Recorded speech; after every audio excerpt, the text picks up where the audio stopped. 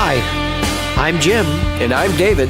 And this is the Practical Guitarist Podcast. The podcast for people who eat, sleep, and breathe guitar.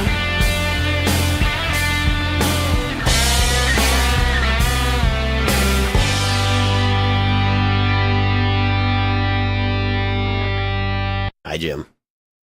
Hi, David. Have you had a good week, Jim? I've had a really good week. A really good week, believe it or not. Can I start off and tell you a personal story? Sure. It's a very personal story. It started at 4 a.m. this morning. Oh, my. And I got up out of bed because I was having an allergy attack. We had a house guest in the house. He was sleeping in the living room on the couch. And so I had to quietly sneak the living room into the kitchen to get my allergy pills. And then quietly sneak out the front door with my cell phone as a light because he sleeps in complete darkness. And when I made it into the hallway and let the door shut behind me, which is a common area, I realized, fuck, my keys are inside. Oh, shit. So I got stuck outside my condo at 4:10ish in the morning. And the next thing you know, it's like this. Hello? Hello? It was 50. Can I come in? No. Better yet, Jim. It's 58 degrees, right? We haven't seen 58 degrees in months. I'm in shorts and sandals and a t-shirt. And I'm like, fuck it. So I just sit down on the steps to our building, which are concrete, so they're cold as shit. Oh, yeah. And I'm sitting there and I'm like, I really don't want to wake my wife up. It's her birthday. Happy birthday, Miranda and Mandy, whatever she wants to be called for this podcast. Yes. And I sit there on the steps for a good hour and a half, and I'm finally like, I'm starting to shiver a little bit. I'm like, fuck. So now she has her phone turned off, like it's on silent, right? So it just vibrates. So she's not going to wake up. So I find my iPhone and I do the alert thing. So the phone dings. Yep. She wakes up. About 10 minutes later, she comes out with my keys and my wallet. She'll let me back in. She's like, here you go. So I spent my 4 a.m. I was 5:30 at that point. I went to McDonald's. I got myself some coffee. And then I went to a truck stop to try and get some Kleenex because I'm having an allergy attack, and they didn't have any. So then I went to Walmart, and by the time I got to Walmart, my nose wasn't running anymore. So I just fell asleep in the car for like an hour. I felt homeless, and then I drove home, and then fell asleep in front of my house. So about 9 a.m., I noticed that our house guest was on Facebook, so I went in the house. So that being said, I am running on next to no sleep at this point. And we're doing 2 episodes, right? I mean, hopefully. Yeah. All right. So here's our housekeeping, folks. Sorry for regaling you with my tale of woe. Are you a regular listener? Why not? Subscribe to The Practical Guitarist using your chosen podcast app. Take the time to put in a review with a service where you found our podcast, like iTunes, Stitcher, iHeartRadio, or Google Play. Get involved. Find our Facebook group at facebook.com/group/practicalguitarist. You can also find us on Twitter as not Practical Guitarist, but at Pract Guitarist. If you're interested in supporting the show, we have launched a Threadless store at practicalguitaristpodcast.threadless.com. Or you can find us on Patreon, which is... I'll publish it in the show notes again. If you'd like to reach out to us directly, you can do so at questions@practicalguitarist.com. Feel free to ask us about Patreon on there. So like, what's the site? I'm looking at I have for the listeners who are uninitiated, I have this little blurb on my screen, and it's missing a line of text about Patreon. So yeah. Anyway, I will have to add that back in. So this week. Well, I guess I should talk about this. We've done. By the way, it's patreon.com/practicalguitarist. I know it's hard to remember, but I'm looking at it. I couldn't remember. I'm looking at your beautiful face right here. I couldn't remember if it was practicalguitarist.patreon.com or patreon.com/practicalguitarist, but apparently it's patreon.com/practicalguitarist, and it's not Practical Guitarist Podcast. Nope. Okay. It's Practical Guitarist. All right. So. With that being said, that was a really long housekeeping, but yeah, you guys know how to find us. We have many locations. We are We are everywhere. We are omnipotent. Everywhere. And well, nowhere. we're not omnipotent. We don't have the knowledge, but we are everywhere. Omnipresent is the word I'm looking for. So anyway, I saw a video this week. Well, we've been doing videos, and one of the first videos, and actually one of the more successful ones I've done so far, has been the shootout between the Boss Katana and the Mesa Boogie Mark V 25 on the Dirt channel, just to see how close the Mark V 20, or not Mark V, the Katana sounds to the Mark V 25 in terms of being a tube amp. Tube amp replacement, because the Katana is obviously a digital solid state hybrid thing. Right. What is it? What is it not? It is not a tube amp. But it's not a tube amp, and it is not a modeler. Yes. A modeler. You got it, Jim. You got it. You get it better than many other people on the internet do, apparently. So, all right. The video's been successful. People are watching it. I'm getting feedback, not necessarily in the comments, but I'm getting feedback from various people who've seen it saying, yeah, this is a good comparison. Thanks for doing this. Like, you made me realize the Katana is a viable alternative to, you know, spending thousands of dollars on a tube amp that I don't necessarily have to do because, you know, it's not a full-time gig. It's not my job, whatever. Being practical, basically. So here's the funny part. I get linked the other day from somebody, and I think this was also posted in our Facebook group, but I didn't. So I'll be honest with you. When I saw who it was from, I was like, I'm not watching that. But I got linked it again in the Katana group, and then I was like, all right, now we have to talk. So the PV Viper versus Katana video that's been put out by the Tone King. Oh my God, what the fuck? Like, I don't even know. Jim, you've seen it, right? I sent it to you. Yeah, I watched it, and you can't get your 10 minutes back? Here's the thing. So I'll be the first one to admit, I'm not going to sit here and say, I could have, the old joke, I could have done it better, because I couldn't. But the point is, I wouldn't have tried, because there are a lot of people doing really good shootouts, and there are a lot of people who are doing very good demo videos. That was neither. That was, okay, I'm going to turn the distortion up so much, and so on and so forth, and the old hiding behind distortion and delay thing, that at that point it was just mud. And the problem is, here's a muddy tone from one, here's a muddy tone from the other. I can't dial in enough mud on this amp, so it's not as good. No, it's proving that it's better, because it's actually got tone where you can hear there's articulation in there. Yeah. And then complaining about it. Oh my God, I can't stand that. It's articulated. All right. So I'll be the first to admit, I'm not a Viper fan. I played a couple of them over I think they've been out like 3-4 years now. I've tried several.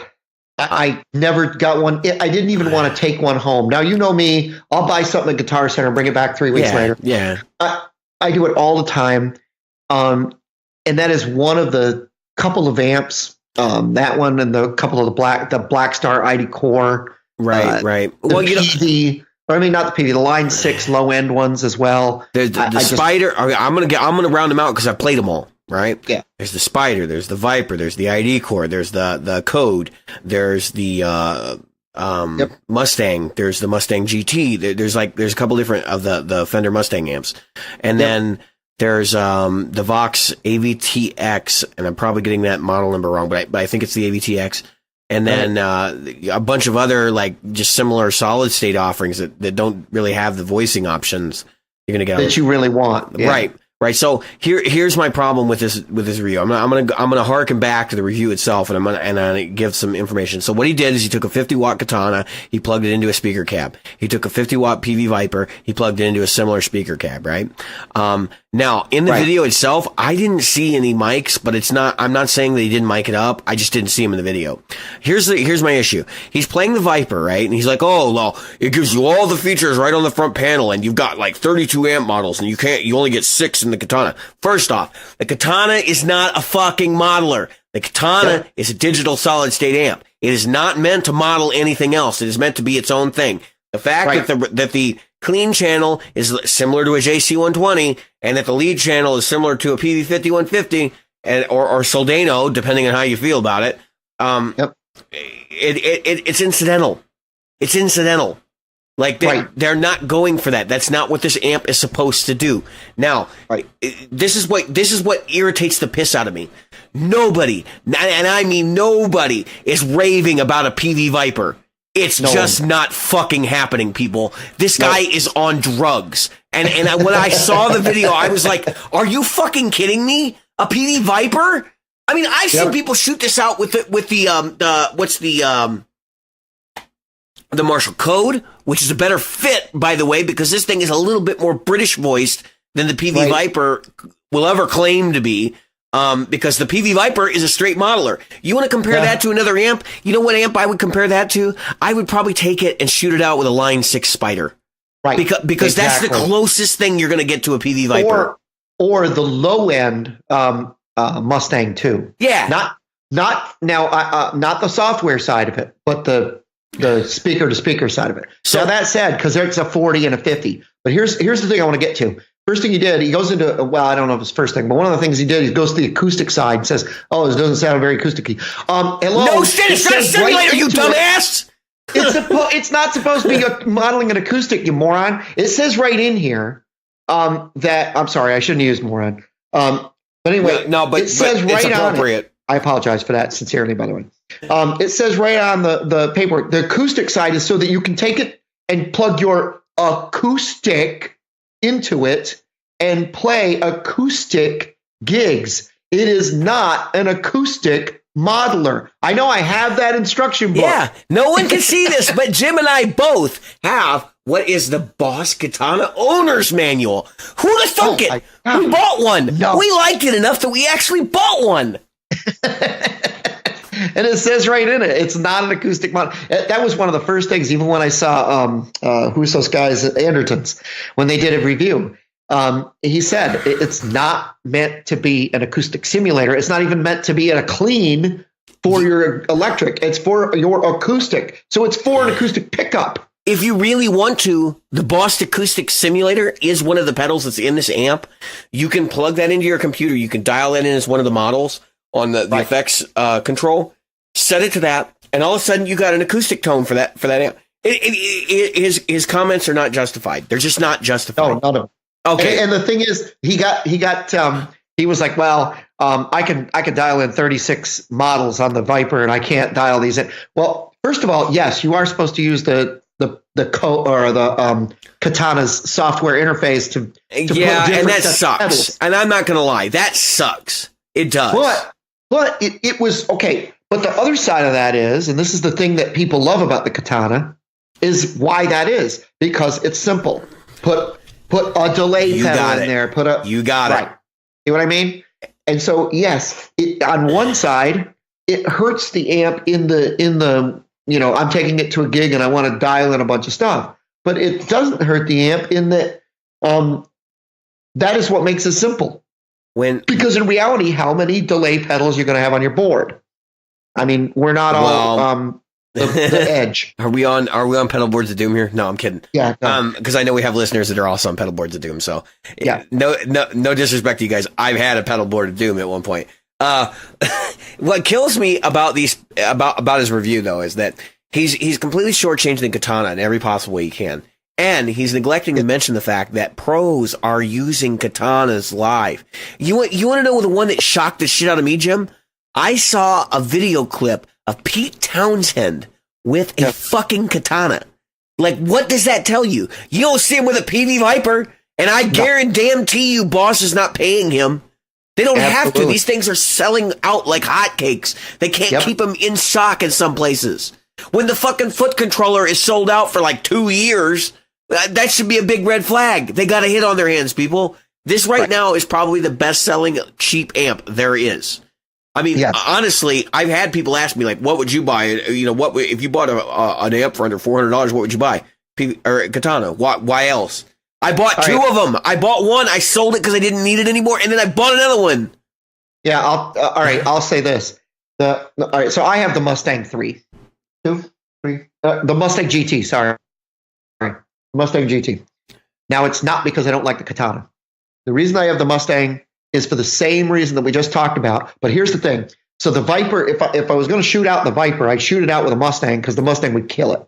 The 100-watt Mustang is going to kill the Viper every day, all day long. Yeah, because the Viper jack is older. Right. I'm not saying that the Mustang is great. That's not what I'm saying. Right. I'm saying if I'm going to use a versatile amp, it may as well be a decent versatile amp versus a shitty versatile amp. And the Viper is crap. It's just crap. And it's, I don't know what he was trying to go for there. But was PV paying him? I mean, because I know he's got stuff with Heart. He has endorsements with various people, but he's talking about. I'm assuming. So there's a bunch of different Vipers now. Like they have a whole line, and the original. And I'd be remiss because I'm looking at the page right now to mention. I have not played the current Viper, but I can tell you right now from the clips that are in the video. That this is what got me. He's sitting there going like, "Oh well, I can't get that. This is all the gain that the Katana has to muster." Well, number one, you have boost pedals in the Katana. Number two, the gain that you're getting on the Katana. If you put that on the Brown sound or the lead channel and you have not enough gain, you don't know how to play the guitar. I'm sorry. I'm sorry. Like you really need to like bone up or something. Because and PV is guilty as sin about this. Like for when they did the 5150, everybody's like, "Oh, that's too much gain. It's more gain you'll ever need." And then it kind of set the standard. So now like you can get like dual Rex and stuff like that put out that much gain. But honestly, like I just don't see where people are going with this. Like, oh, it doesn't have enough gain. What the fuck are you playing? What are you playing that you need that much gain? Yeah, what? Honestly. I know people who would play death metal with this fucking thing. Well, what a lot of people are finding, and I just saw Robert Jackson did, shout out to Robert, did a video where he talked about less gain gives you more articulation. Yep. That's why I dial mine back. All right. And I'm going to say something that's going to, that would tick some people off. First of all, if you're a bad player, lots of gain is not going to do you any favors. Your playing, it hides your bad playing. Mm-hmm. Anybody knows that. Anybody that you can throw the gain up as high as you want, tune down to drop whatever. It messes with your attack, so you can't feel the rhythm of the where your notes are hitting with regard to the beat, and it also allows you to slur things. That's right. That's what I was going to say. You can all of a sudden the human ear's ability to detect where those notes are is gone. And the reason is there's so much mud around it. It becomes its own wall of sound. We talked about that wall of sound thing before. Mm-hmm. And so you can hide imperfections under tons of gain. The best players in the world. Okay, so a lot of people, when the minute they want to do an AC/DC song, they turn up their gain. They turn up their distortion. Angus Plains is clean as you can imagine. He just plays to a lot of amps, but he plays clean. He's a very articulate player, which is the magic of his playing. And so I don't know. All I can say is I use the Mustang GT 100 because I use the direct out. So I don't care that the speaker isn't that great. I'm using it for monitor. I just don't give a shit. And I only care about what it does. And I do that only for church. So I want all those ethereal things that I can get from it, and I can program into it. Plus it has a built-in looper. There's a lot of things. But if I was going, I have a friend who's in a country rock band in this area. He uses a 50-watt Katana every gig, every time. And he's got killer tone. He uses for a guitar, he's using a Music Man. Isn't Eddie Van Halen with Music Man? I don't remember who's with. He is now with Fender. Actually, he's actually with Fender now. Okay, so he's using an old. When I say old, a Music Man. Yeah, it's a Music Man Axis design that's kind of been skewed a little bit. Yeah, and he's using the old. Wasn't Eddie with Music Man for a while? Yeah, he was in Music Man for a long time, and then he went to PV, and then he went to Fender. So he's got a Music Man from when Eddie Van Halen was with him, and he uses a pedal board of real. I mean, good. I mean, when I say good pedals, we're talking about the. Is it Ubershaw that makes the? Yeah, you're talking about Bogner. Bogner, thank you. Yeah, so he's got Bogner pedal on there, and he's got so he's got all these really good pedals, all into a katana. And why? Because a katana's light, it's easier to carry than a tube, but it reacts to his pedals the way a tube would for a live environment. All day long. You know what? And that's the thing. All right, so I'm going to get real with our listeners. I did, and everybody says Fuzzface has got to be put through a tube amp. I've done Fuzzface demos with my katana. Yeah. What the hell? Like that you told me that 5 years ago and I would have laughed in your face. I would have been like, that no. Like, I honestly, the tech wasn't there, but the tech is there now. It is. And it's not just the tech, it's just the ingenuity and design and stuff. I mean, the katana is running a GT100 under the hood. That's what it is. It's a GT100 chip. You can access all the amp models from a GT100 in there. The old floor processor. So, I don't know. Like, it's just getting to the point where people are just, like, if the guy says it on YouTube, people believe him, right? And now it's like, look at the proof in the pudding. Like, how many people are believing this dude? He's got, what, 80 something thousand subscribers or some shit? Yeah, 86,000 subscribers. And less than 1% of which actually watches videos. I can that's beside the point. I can be completely critical of his playing. I'm not going to insult the guy, but like, look, if you're going to do YouTube demos, you can't play cowboy chords through like a diesel amp. It's just ridiculous. Right? Yeah, it's just ridiculous, man. Like you're not doing anybody any favors. And to think that like you're going to play, a couple of chords and then go and turn some knobs and then play a couple more chords. I don't get any feel for what the amp is capable of. I want to see when I do a demo, and this is my approach from now on, and kind of what I've been doing so far. I either want to see something unique done with the equipment, or I want to see the best possible sounds that you can get out of the equipment you have in the demo. Right. Like, don't show me this is the whole range of this knob and this. No, because we know nowadays pedals are good enough, and unless it's specific design is supposed to be esoteric or whatever, it's good enough to be tweaked to work in your rig. Brian Wampler's a perfect example. He's a guy that makes pedals that gives you an EQ sweep that's just out of this world. Do I need to see that in the video though? All I need to do is hear you say, yeah, this thing's got an insane amount of EQ options. That's it. You don't have to show me. Just show me how it sounds good. And then I'll be happy. So I just feel like we're getting these salesman tactics now where companies have come to people like these YouTube guys and they're doing the influencing thing. And for whatever reason, people in the guitar community seem completely invulnerable to understanding what influencing actually is. These people are getting free equipment from manufacturers. And if they want to continue to get free equipment from manufacturers, what do they do? Yeah, they lie. That's right. Well, they lie through their fucking teeth sometimes. They may not lie. Not all of them do it, Jim, but they stretch the truth. You should say it that way. You should always. No. If you're going to tell me, and I'm going to give you the exact title of this video, which will be in the show notes. PV Viper crushes Boss Katana. You better have that fucking. You should have that fucking PV Viper on a goddamn steamroller rolling over a katana, because otherwise you're full of shit. Yeah, that is a lie. It's clickbait. It's bullshit. Is what it is. Didn't crush it. Well, here's the thing. The clickbait is, here's a katana. I know it's popular. And let's take the name of it out. Here's guitarist A or gear A, and gear B or guitarist B crushes it.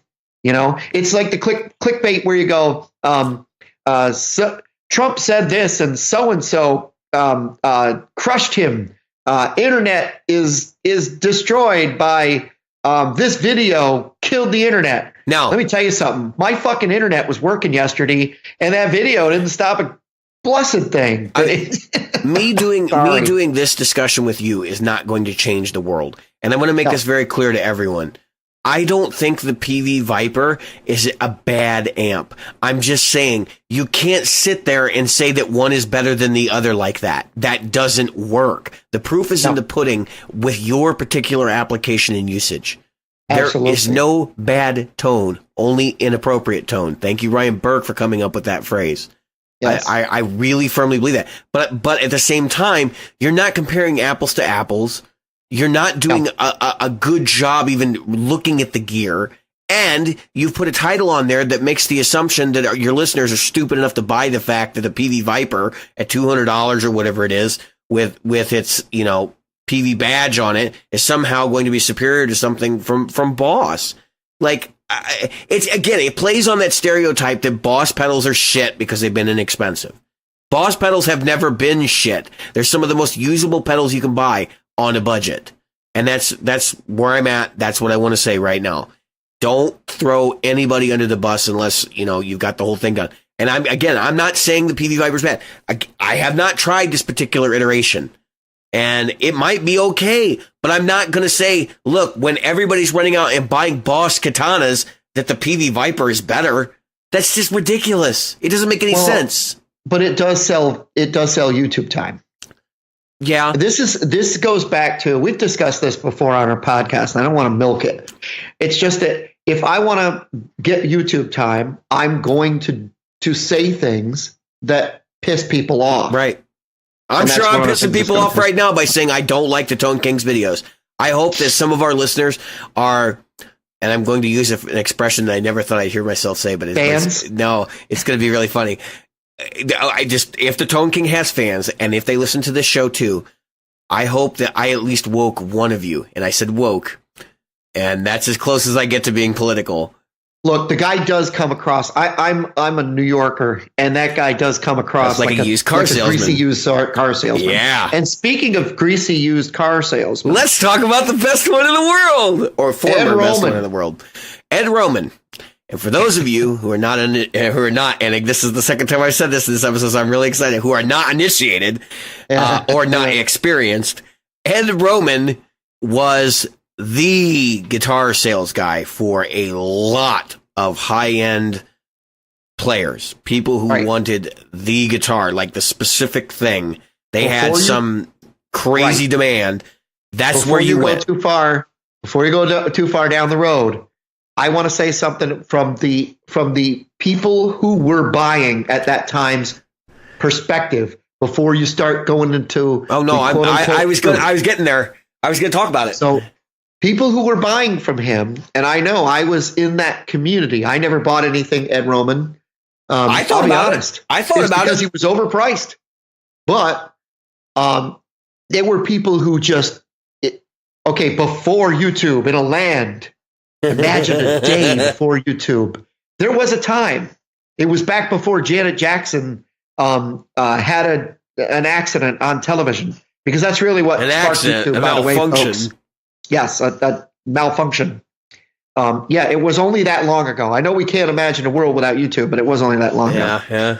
There was a time when people used bulletin boards and stuff like that, and magazines to learn about their, what they should buy and what they should get. And believe it or not, Ed Roman was talked about highly. He was regarded as his shop was regarded as one of the places you should go to get stuff, because it was good and he was right.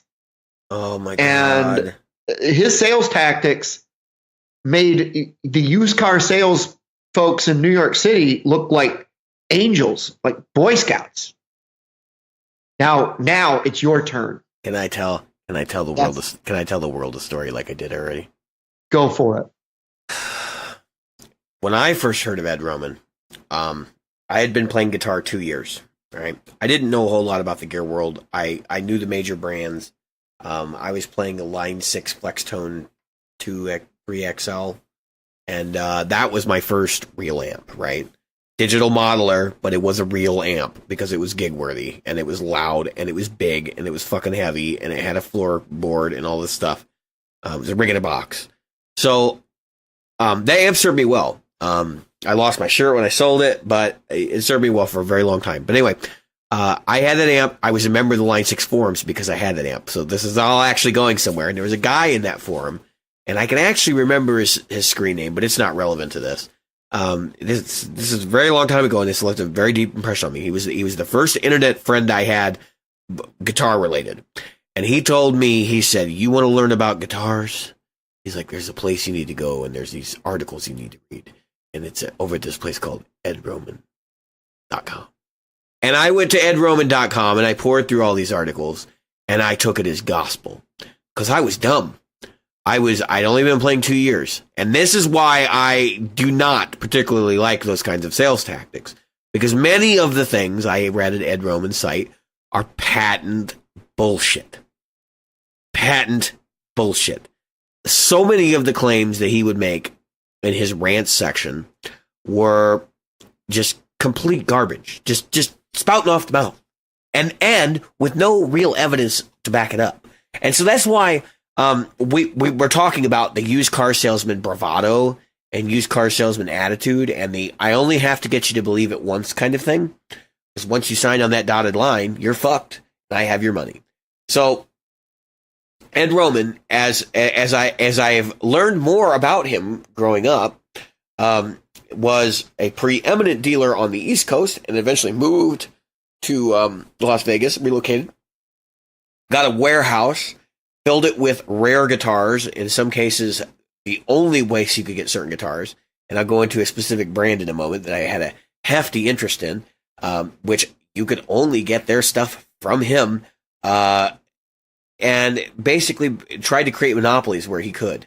And he screwed a lot of people over the years, especially small builders, bringing them under his wing as, "Hey, you're going to sell directly through me, and then basically, and I'm going to find you distributors," and meaning Ed Roman is going to be your distributor, and you're not going to get the sales that you want because Ed's not really going to push your guitars that hard. It's just a whole thing. Like he was the guy that you went to if you needed something special and rare, and if he didn't have it, he could make it. He had a custom shop in-house that could make it. And he would tout that custom shop till he was blue in the face about how they had made guitars for all these other companies. And there's no credence about it. He wouldn't tell you who because he was bound by contracts not to say who he had built guitars for. And it's bullshit. He wasn't building for anybody. That's called a lie. If you can't provide evidence, that's called a lie. Or if you're a business owner and you're going to do that, then you don't say it at all. Don't admit you're in bed with the enemy. Say, "We build guitars because we build superior instruments for those that need them." You know, I just don't understand the whole logic there. And then if you look through some of the things they did, like some of their lines, like Quicksilver, I think was the PRS knockoff line. And then they had a Fender knockoff, the Procaster line, which we're doing this super special neck joint thing where we put these inserts into your neck. Ibanez was doing that for years. Like, that was nothing special that Ed Roman had come up with. Nevertheless, the sales tactics thing, the reason people still talk about Ed Roman, he's been dead, I think, for 8 years now. He had a heart attack because he was such an intense dude. Everybody said, like, he just could not handle it.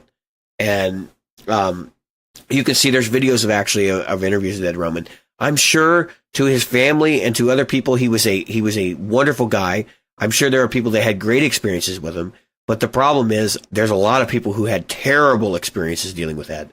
And I can tell you because I used to frequent a lot of Steinberger forums. I had a healthy obsession with Steinberger guitars. Growing up, being born in the 80s, and then, you know, my formative years seeing Steinbergers, either the headless with the Strat style body or the broomsticks, I was like, I gotta have one. I wanted one so bad.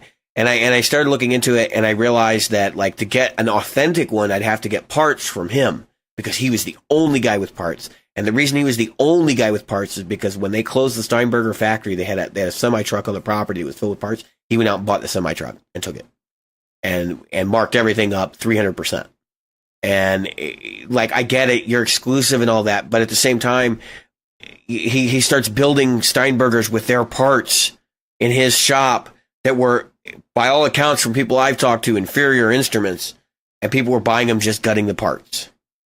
Like that's basically what was going on. He would make you pay the $3,000 to get all the parts to build a Steinberger. So you pay the $3,000 and then you take it and you go put it in your own neck and body and you have a real Steinberger when it was done. Or something that was more equivalent to what a Steinberger should have been.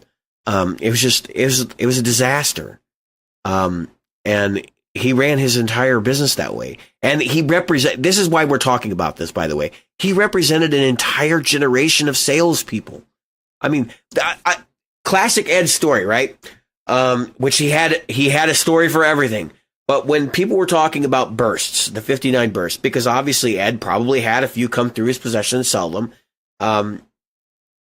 The burst Les Pauls, he was the guy that was telling people, look, there are more burst Les Pauls on the planet than were made. And then he would say things like, I made a few myself. And then he would proceed to tell you, well, I built one, or we built 10 of them, and then we put them up on the roof in August and let them sit up there till September, as long as it wasn't raining. And he's like, that's how we aged them. And then we bring them down and we beat them up with a hammer and stuff. I mean, it's unbelievable. The guy's admitting, and he has rants about this. Don't buy cheap fakes. Don't buy fakes from other countries. Buy fakes from me instead. Like, what? What sense does that make? It only works if it justifies buying from Ed. Like, that's basically what it was. And we have, I think, a reaction to that we're playing out right now, Jim. And that is that Guitar Center and Sweetwater and Musician's Friend and Zounds and American Musical Supply, which many of those are Guitar Center companies, and Sam Ash, and all these companies existed in the late 90s because of people like Ed Roman. Because people dealt with the bad sales tactics from what seemed to be small business owners, which Ed was not a small business, okay? He had many employees and a massive amount of money behind him. It just seems to me that they soured the industry on buying from the mom and pop because sometimes the mom and pops were killing people. Not killing people, but taking all their money. Right? I mean, what's your opinion on this? So we talked a little bit about before we started. There's this nostalgia. We all have nostalgia for That's why I still go to Ed's site. And the thing about nostalgia is it's different views, a different point of view, it's a point of reference to the way things were. You know, people are like, oh, I remember the old days when my phone was a Motorola Razr. Yeah, those days sucked and that phone was awful.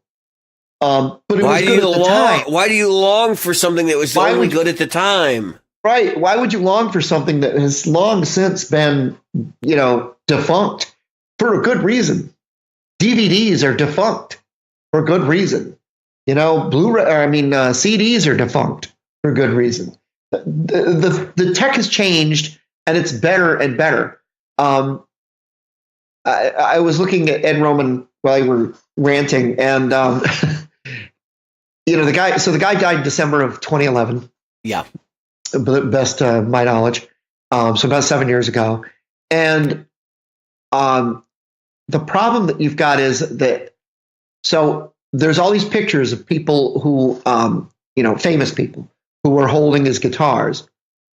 They didn't necessarily say anything good, bad, or different about him. No. Just they were holding. You don't get a testimonial. You get a photograph of them holding the instrument. But yeah, the testimonial was from his family, and then there were a picture of famous people holding some of his guitars. You don't actually see them playing his guitars anywhere famously. Now, did they buy guitars from his shop? I'm sure they did because he sold everything. Billy Gibbons is going to get a better price on stuff than anything. But the one person that put up a bunch of videos about Ed Roman was the Tone, the Tone King. And the Tone King. That guy was all over Ed Roman's private parts. I think he believed Ed Roman. So there was a guy believed him. Right. So there was a guy taking it outside of the guitar world for just a second. There was a guy named Crazy Eddie. And in New York City, if you were anyone who was in the New York or New Jersey area, you knew Crazy Eddie. Because Crazy Eddie sold stuff at, look at this stuff. It's extreme discounts. Crazy Eddie's. Come to Crazy Eddie's. Blah, blah, blah. Crazy Eddie was a thief. I mean, he was a thief of the American government. He was a thief of the people he was selling to. He would sell things that weren't what they said they were. Again, just like Ed Roman, he was selling you what we used to call a bill of goods. Yeah. I'm sure that use of that term has been used by other people, but what you're looking at here is this.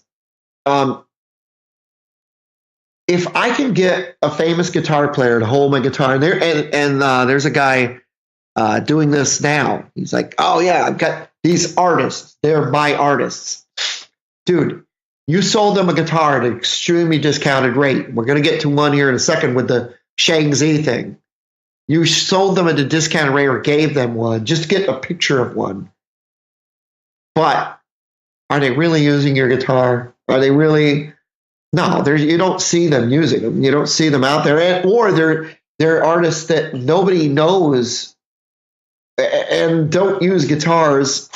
For example, Shang-Zi got a guitar in the hands of the bass player from a one-hit wonder back in the 80s, Big Country. And so their bass player is playing their guitar, and it's like, dude, you're not known for playing guitar. Nobody knows your guitar playing. And I've heard it. Let's just say you don't want to go down that road. It's Tone King-esque. Yeah, and it's like, and the same thing, with the Tone King. It's like, where are you looking for your tone? And where are you looking for your information? We as podcasts are not trying to sell you anything. We're providing, like you're doing right now with the Fuzzface videos and the other stuff. I honestly think what you ought to do, go down to Guitar Center, get a Viper, or wherever. Get a Viper, bring it home, or do the shootout right there at one of your, that shop that you have a good. They don't have PV. PV. They don't do PV. Yeah, well, there's a reason. Yeah. Guitar Center does. And Guitar Center, admittedly, puts them right there. They're the Spiders and the PVs sit right next to each other. If one of our listeners, Black Storm, ID Cord pens. If one of our listeners will rent me their PV, I will pay them $35 plus the shipping. Bring it to my house, shoot it out with my katana. Dude, here's what I can do. I'll pay for it. You get it at your house and then return it. Get it back on my card. See if we can do that. We'll talk about it. I think we should. I think at this point, that's a mission of mine. Yeah, because I think that you should do the same shootout. I think I should, and I think I should do it better. Yeah, I'm gonna put pedals through it because I could guarantee you that's the weak spot of the Viper. I'll bet you it cannot handle dynamic range from a pedal. Save its life. No. It is what it is, and there's nothing wrong with this. If you're gonna buy an ID, what is that? The Black Star ID Core. Or you're going to buy a Spider, or you're going to buy a Viper. It's so that you can sit in your bedroom and play through your headphones at those volumes and get perfectly okay. There is nothing wrong with that. Nothing. You don't have a pedal board. You don't have the money. You don't have the resources. Whatever it is, that is what it's for. That is the niche. That's what my Mustang is for. So I can go to church and drag it in and drag it home, and all I have to have is that 4-pedal or 4-button controller for it. I don't need a big pedal board. I'm just that there is a place for all this stuff, or it wouldn't exist. All right. I agree.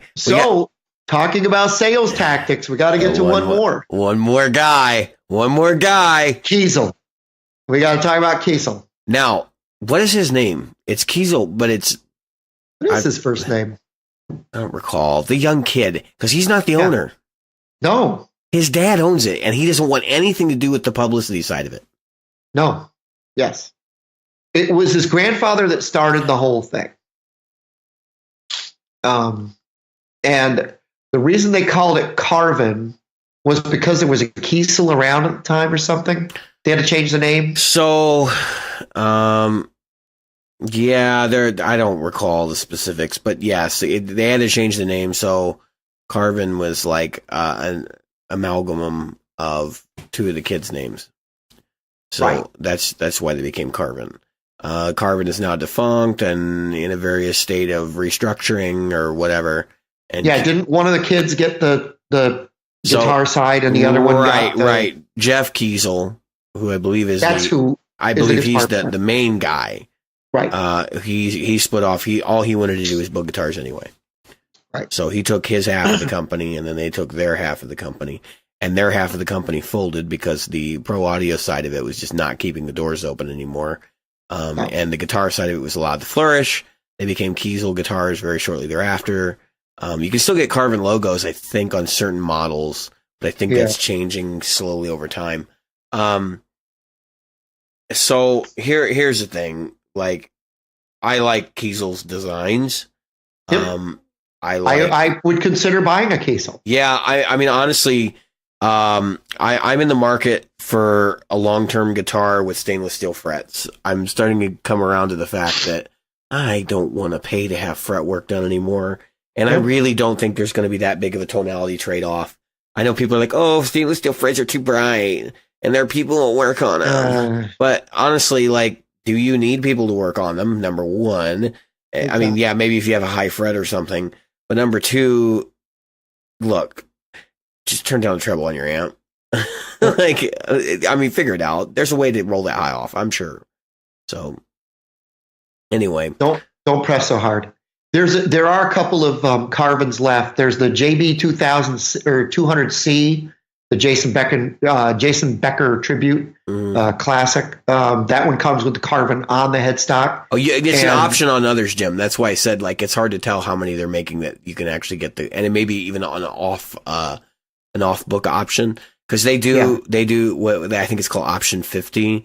So if you call them up and order, as long as you're not going to return the instrument, they'll do all sorts of crazy shit for you. So that's what we're getting at. So his sales tactics, which some of them I agree with, some of them I don't. So he does videos pretty much weekly, right? And he walks to his factory. I see the look on your face, Mister. Our listeners can't, but I'm fine. I'm not face palming. I just put my head down into my windscreen because I'm. That's what I was doing to you the other week. Yeah. So he does this walk through his factory, and he goes, "Here's this guitar. It's almost done for so and so." And he reads off first names. He's nice enough to leave off the last name. And he talks, Jeff is going to get this, and Jerry's going to get this, and Ani is going to get that one, and Kelly's going to get this one. And he goes through these guitars, talking about different stages of build. I think that's cool. I really do. I think it's a little fast. He practically runs through the factory. Yeah, I think it's also done so you can't see certain things. Yeah, but that said, he gets to the finish room and he talks about, hey, like a couple weeks ago. This is the reason I'm bringing it up. A couple weeks ago, he talked about guitars that were in the finished product in the finish room, and he goes, first thing he did, which I thought was great. He talked about how important it was that a guitar is right before we ship it. It's going to be right. Don't call us 100 times because it's not going to make your guitar get any faster.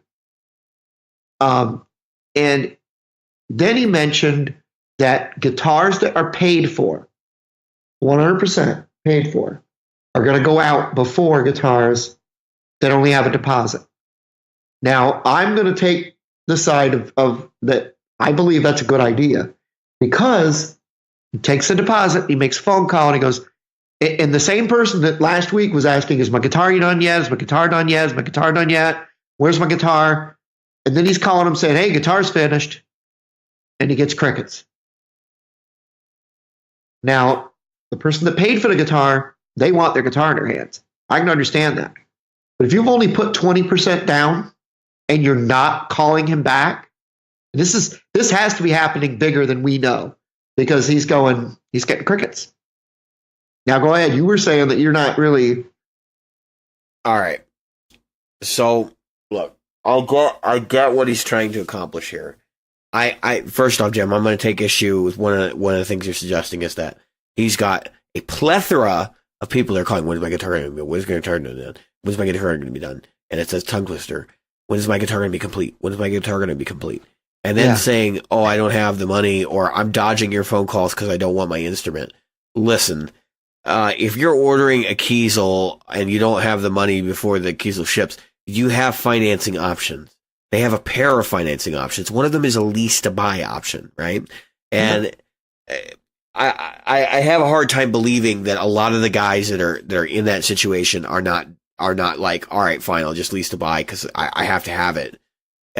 So yes, okay, that may be an issue. I don't know. I can't speak to that. There's no numbers available on that. I suspect what's really going on here is that Kiesel needs cash flow, and they're going, I need 100% up front. So why not just say what they mean?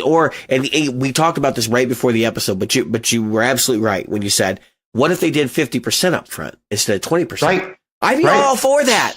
That's fine. That's a much better option than saying, hey, you're going to get fucked because you don't want to pay 100% up front. Listen, I wouldn't give them 100% of my money. I don't care who the fuck they are on something they haven't built yet until I got it in my goddamn hands, because I've seen too many fucking companies screw people by folding in the middle of the process. Yep. And then what are you going to do? And then all of a sudden, what do you got? You're going to sue them for bankruptcy? Like, you're going to get dick. You're not going to get anything. You just threw. And in some of their cases, you could order a Kiesel for $6,000, you know? Yes. So, and that's what I'm getting at. But most of I've not bought a lot of custom guitars, but most of the custom guitars, they get almost 50% up front.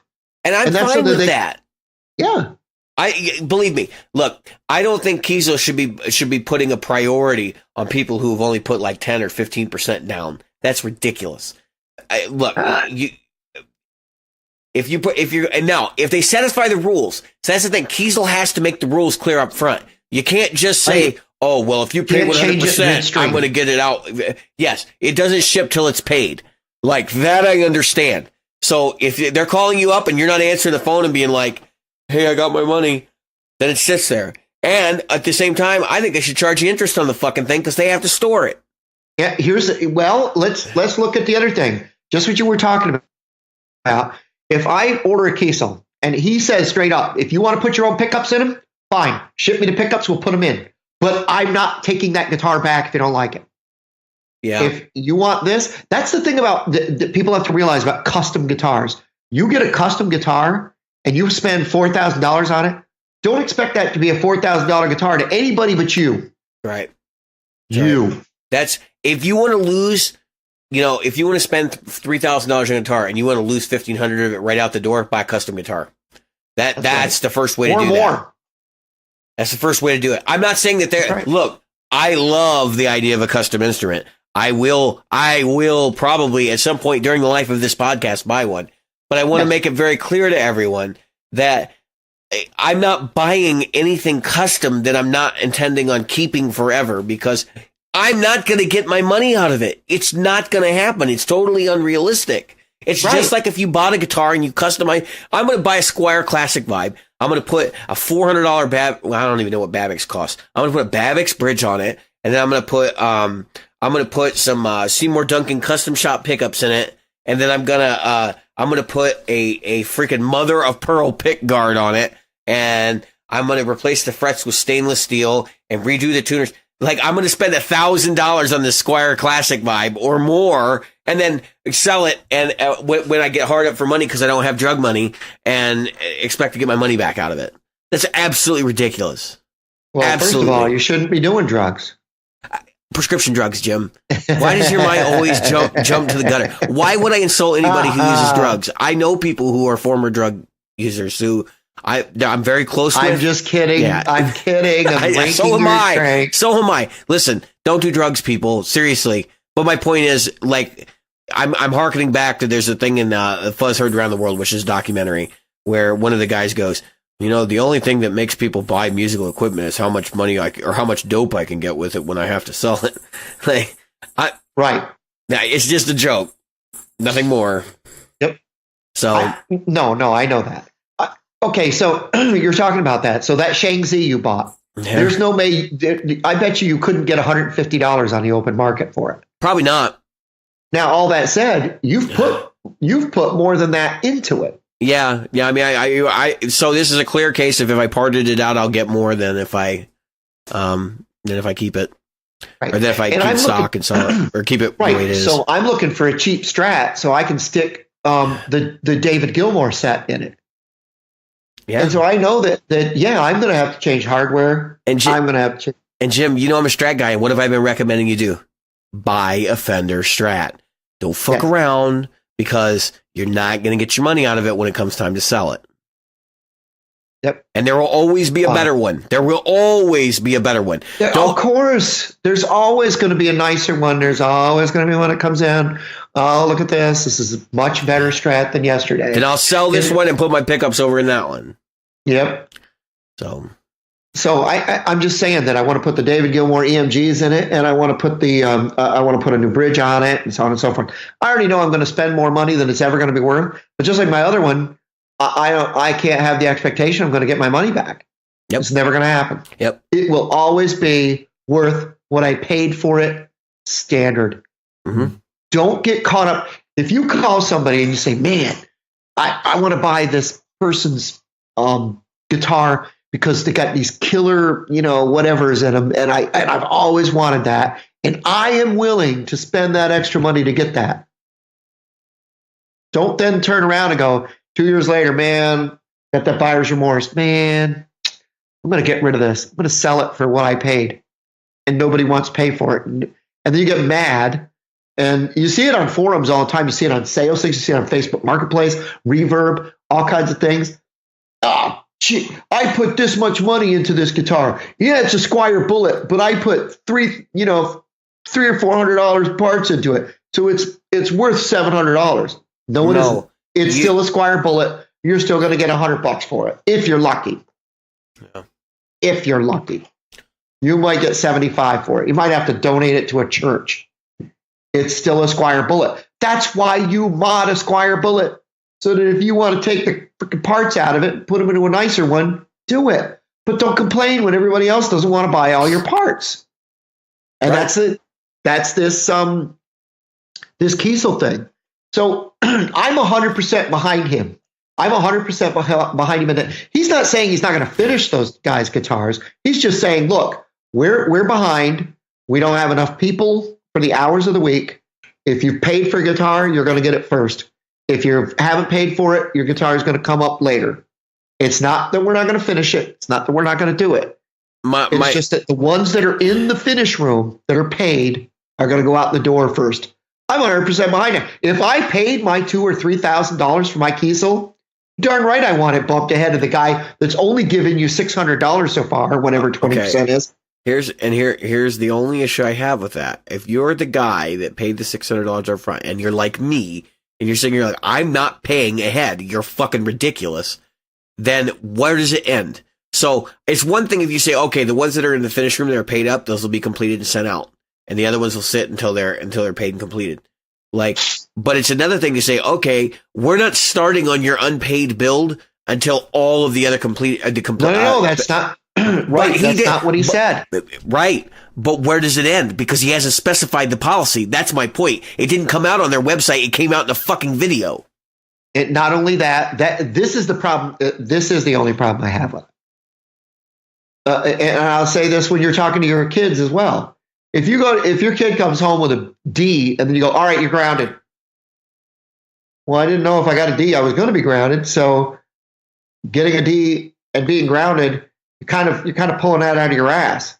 It's the same thing. I put my money down. I'm waiting for you to finish it to bill me. Why am I behind those people now? And just like you said, the only way I'm going to find out is because I didn't watch a video or did watch a video. That's shitty. That's why my guitar didn't ship. That is something I have a problem with. Now, maybe he's sending out emails telling those people. I don't remember. Maybe. Yeah. But I'll tell you this. I'm in the Carvin Kiesel owners group, and I haven't seen shit. I haven't seen shit about a policy like that.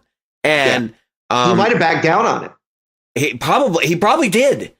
I got called out and backed down on it. I'll tell you what, I've seen some shit going on in that forum where people have gotten stuff that was not completed or was completed poorly and had to be shipped back. And Kiesel was like, no, it's not our problem. You caused that. Like, I've seen some finger pointing going on over there. Again, I'm not getting in the middle of it. I'm just saying, like, it just strikes me as odd that they're behind, and then there's guitars with quality control issues cropping up, or at least people are reporting quality control issues. Who knows if they are or not? Something's not right there. And the fact that we know that they've had some financial stresses and difficulties going into this situation, this reeks of, no, this isn't about being able to finish builds. This is about we need capital to get through the month. This is where I start seeing the used car salesman side. Yeah. So Jeff sits there and he talks about how he's behind and they've got to get this done, they got to get that done, and blah, blah, blah. And I understand you need family time, but that doesn't mean you brag about it. And that's how it feels when he was talking about it on his website. He's like, well, I won't be available for a few weeks. He sounds like a rapper. Yeah, I won't be available for a few weeks because I'm going to go race cars and I had to buy tires and I had to do this and I had to do that. 1 minute you're talking about your financial woes and how you don't have enough time for stuff. And now you're talking about going on vacation and spending money. I'm not saying don't go on vacation, spend money. This goes back to that Jared Dines thing. You want to smash that guitar? Go ahead. Go ahead. Burn it right to hell. You just don't have to do it in front of people. Yeah, don't sniff your nose at things. It sends the wrong message to your employees. Yes, right. I'm sure your employees want you to have a good time. Yes, and you want them to have a good time. You're absolutely right. But you don't have to rub it in their face. That's right. When there was an old thing that we used to do in the Navy. You know, it was one of those things that was you didn't brag about your accomplishments. You always bragged about your employees' accomplishments. Yep. You never, ever, ever bragged about what you did. So, that's a good rule for life too, Jim. But it is. So, I'm looking at, I'm thinking about this, what I just said a minute ago about him being like a rapper. He's very much this generation of people that's like, and I don't know if it's a generation or a subculture or whatever you want to call it, but he's very much strikes me as the guy that's like, I have a successful company. I'm rolling in cash. Look at me, buy my guitars because I'm rolling in cash. Listen, that kind of rapper mentality doesn't even work for them anymore. Right. So why is it going to work for you? I honestly, that's a big turnoff for me. I'm looking at other custom guitar companies now. Yeah. You know what my problem is? I don't know a lot of custom guitar companies. There aren't really a whole. Well, I mean, there's private builders. And that's the thing. Yeah. For what you get from Kiesel, they make out like it's such a great value. But the reality is you can go find a guy like a Kevin Equitz and get him to build you something, and it's comparable in price. Isn't Kevin more of an acoustic builder? Kevin builds a lot of solid body electrics. Does he? Yeah, but again, you got to find the right builder for what you're looking for. Obviously, he's not a good fit for like a Kiesel Garvin kind of build, right? You'd go to. What about that guy that was with Ed Roman? You pointed him out. That's I'm trying to think. Dave Knocked. Yeah. He was the one that you pointed out that does custom builds, and he's he was on Amps and Axes just recently. If anybody wants to check out the episode, you can go to ampsandaxes.com and look for Dave Knott. He does custom builds. He has done some insane stuff over the years, but his builds are not the cheapest in the world, but they're not unattainable either. No. We looked at his builds the other day, and they're in the line with Kiesel. I mean. Yeah, they're a little bit pricier, but you're getting one guy's building it, right, with his bare hands in a lot of cases. There's no CNC involved, as far as I know, in Dave Knock's situation. Absolutely, which is impressive because when you see his inlay work, you'll be like, oh my god, how did he do that without a CNC? And yeah, so I don't know. Again, I've talked a lot about the fact that I'm going to save up and get a PRS custom right build. And that's because it's that's going to be my that's that. I'm 50 something years old, folks. I get that one that'll pass on to my kids or grandkids. So tough shit. Yes, I'm overpaying for it. That's exactly what we're sitting here talking about. When you buy a Kiesel, you're overpaying, but you're getting exactly what you want. How many guitarists? And Jim, this is where we're going to be practical guitarists for a minute for the first time in this episode. Well, maybe the second time in this episode. Yeah. How many guitarists out there need a $3,000 or high-end custom instrument? Right. None of us need it. None. I don't care who you are. None. The answer is none.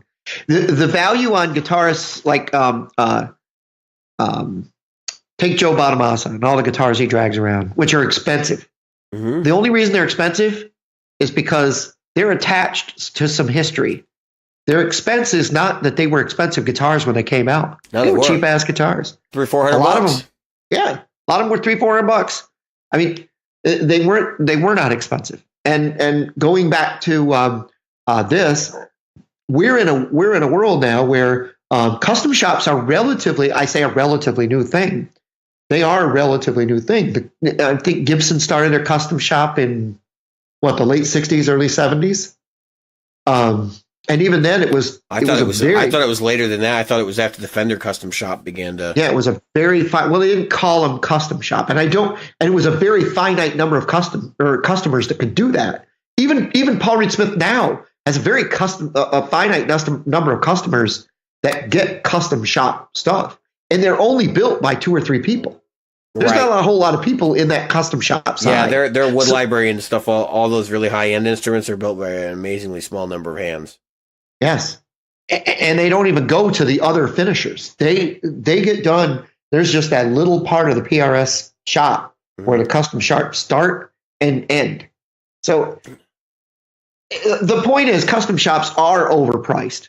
There's no question about it. It's because you're getting exactly what you want. You're getting the color, you're getting the pickups, you're getting the wiring, you're getting the inlays, you're getting the hardware. Everything is done exactly to your specs. And when I get a custom shop, that's the reason that I was surprised to hear that some of the things you said about some of the Kiesel customers.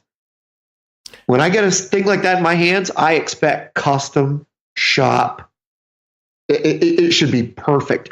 I laughed because Tim Pierce was on PRS's thing, and he was talking about he was doing a jam with Paul Reed Smith, and Paul, that guy is very, very to the point with whatever he says.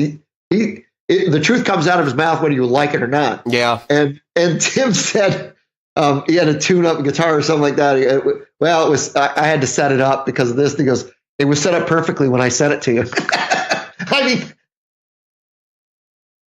you had to laugh, but there is an expectation that custom shop is going to be perfectly set up. Well, when you got it. So we're at an hour 6. I want to kind of wrap things up. But I want to say, look, custom shops don't exist for people who need a stock guitar. I mean, if you need a Strat with a 12-inch radius, there are a number of brands out there that you can get a Strat with a 12-inch radius. If you need a Strat with a 12-inch radius with stainless steel frets, there are a number of companies out there that make Strats with a 12-inch radius that you can get in stainless steel frets. If you need a Strat with stainless steel frets, a 12-inch radius, a Seymour Duncan Hyperion humbucker in the bridge, and custom shop single coils, a Babbitt's bridge, the quiet springs from FU tone or whatever it is, and all of that good stuff. Maybe then you're going to start looking at custom. Like the more of those options that you're not going to find in a production instrument is when you push towards custom. But really, custom to me, like if you're going custom shop, that thing better have some fucking wild shit you've never seen before on it, because there's no point otherwise. Right, you get your name. There was a time when custom shop was your name in the fretboard. I mean, yeah, it's like Elvis Presley. If you look at those Elvis Presley guitars, and he's got, because my cousin is a very high end Elvis impersonator, and he has a couple of those custom shop guitars where all he really needed was the Elvis name in the fretboard.